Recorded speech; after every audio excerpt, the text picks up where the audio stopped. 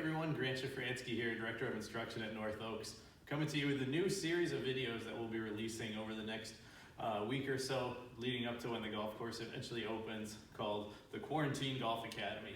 These are going to be tips, drills, games, things for you to do inside, either to work on your game or keep your kids entertained with some fun activities to keep your game sharp leading into the new season. Today's going to be all about putting, so we're going to talk about controlling the speed of your putts and how you can do that at home. One of the biggest things that amateur golfers struggle with is actually being too aggressive on the putting greens. You're hitting too many putts that go too far past the hole. It's okay to leave putts short once in a while if it leaves us a tight circle around the hole. So what we're going to be practicing today is hitting it just the right distance on any surface that you might have at home. I have about an 18-foot putt that I'm going to be hitting in here with our goal to get it inside of a certain size box. So you can use anything you have at home. I have a couple of alignment sticks or driveway markers that are about 4 feet long. This would be pretty easy to use. If that's too easy for you, you can find something that's a little more challenging. Take 2 golf clubs out of your bag that are about 36 inches or so. So that makes for a little bit shorter box to try to hit to. What I'm going to be using today is a couple of beer flights from the bar here at North Oaks. So these are about 18 inches.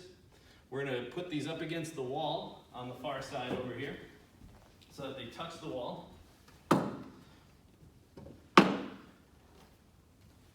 And our goal is going to be to hit it into the box without actually hitting the wall on the far side of it, okay? So we're going to hit 5 putts and see how we do.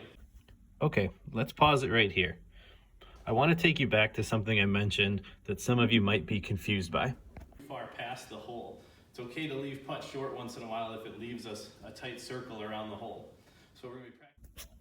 Now, some of you may be confused by what I mean by it's okay to leave putts short. That's because it has been so ingrained in us to never leave a putt short, and that simply isn't true. Let me show you what I mean. On the chart on the left, you'll see the relative size of your hole that you putt to based on how fast your putt is going.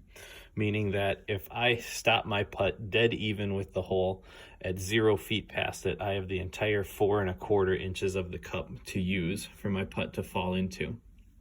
If I increase my speed to even go 2 feet past the hole, which by most standards would be a good putt, I actually shrink the hole to less than 2 inches big as far as the part of the hole that I could hit and have my putt still drop without lipping out.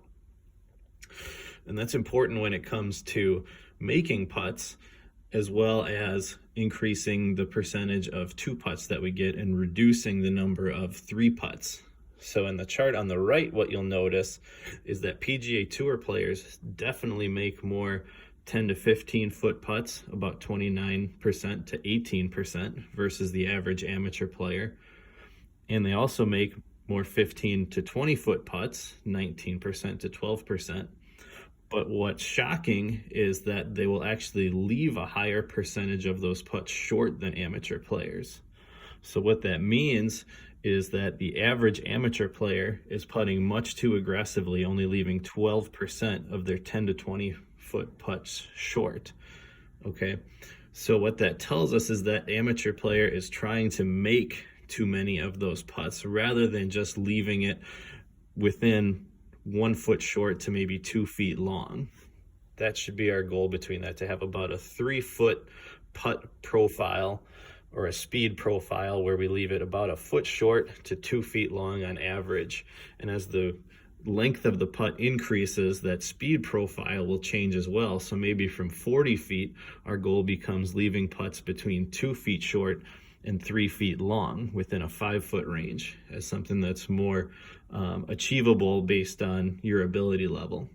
So pay attention to that. Don't think that a 10 to 20 foot putt is one that you should make at a high rate. That's actually only about a 15% make percentage for a lot of amateur players. Work on controlling the speed, and let's see how I do with this drill on my 18-foot putt.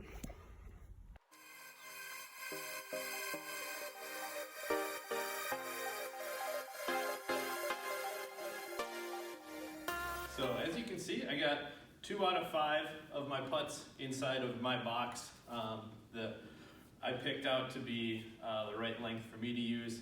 One of them went too far and hit what we're pretending was our wall back here, and then I left 2 of them just short.